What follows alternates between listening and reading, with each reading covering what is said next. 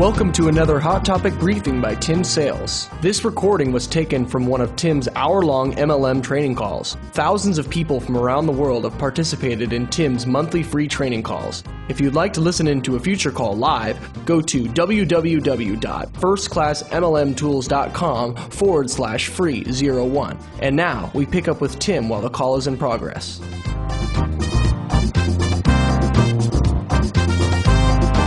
And then the next thing that any company is going to have to do is to figure out how to make that product widely known. And that's called distribution. There are 5 main categories. The storefront. A company basically buys or rents a store in a busy area to get walk-in traffic. Okay? Hires a sales rep to communicate with the customers who walk in. Now, can that person who opened that store not advertise in the newspaper to drive traffic to the store? Of course he can. Can he send out postcards to everybody in the area and tell them where the store is? Of course he can. What I chose to give you here were the 5 main categories of distribution. The second one is direct mail. That's where a company buys addresses. They hire a marketing person to write and send written communications about products and services through the mail. Okay? And so basically the salesperson is a communicator who writes written language. And so that's the whole concept in that one. Telemarketing is where the company buys a list of telephone numbers, hires and trains salespeople to call and explain and sell products and services over the telephone. The Internet is where a company puts up a website and advertises to get traffic. Similar to direct mail, the marketing occurs through written communication. And then the last one there is an MLM company. The company brings in sales representatives who want to sell products and services and train others to do the same. All right? You understand that MLM is just one of the 5 main categories to distribute a product. In my view, an ethical company is one which makes a consumer's life better, regardless of which method of distribution the company chooses to use to make their products widely known. Right? See, that has to be the determining factor. There has to be some measuring stick, if you will, because it certainly isn't the distribution method that a company chooses to create it that decides whether or not it's legal or ethical. Okay? Because, as I said, there are, scams as doctors, there's scams as governments, there's scams in storefronts, there's scams in telemarketing.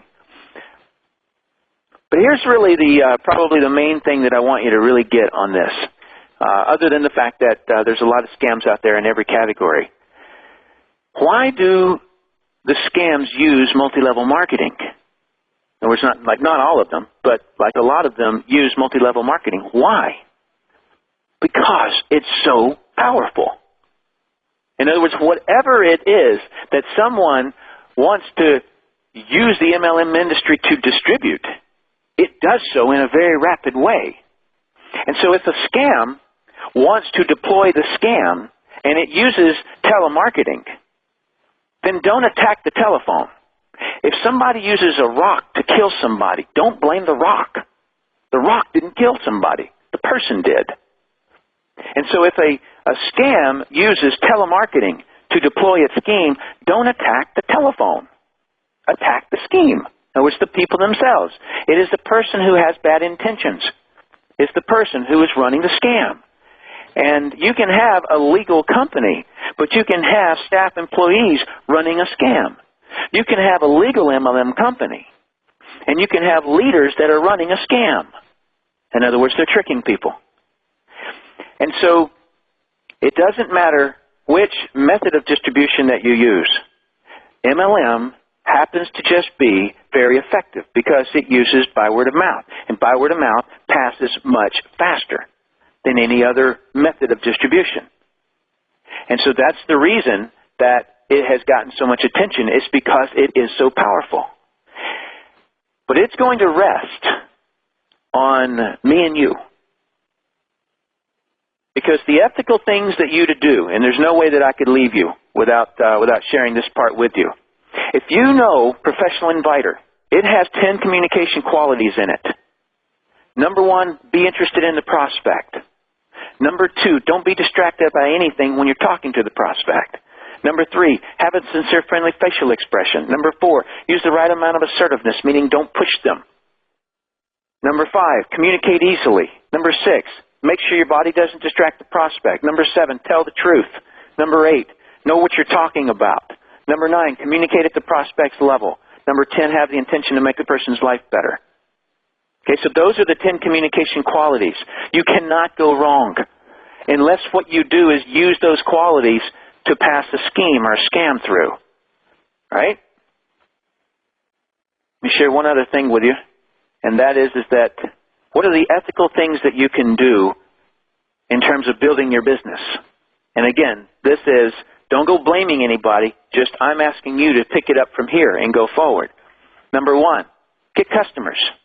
Okay? I'm not telling you to move yourself into direct sales. I'm not saying do nothing but sell products.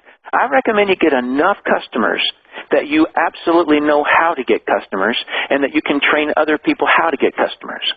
Because if you don't teach people how to get customers, then what that person's going to turn and do is then going to get other people, is going to recruit somebody else into it and not know how to move products to a consumer. And so all that person's going to know how to do is to go out there and try to get 5 people into their business.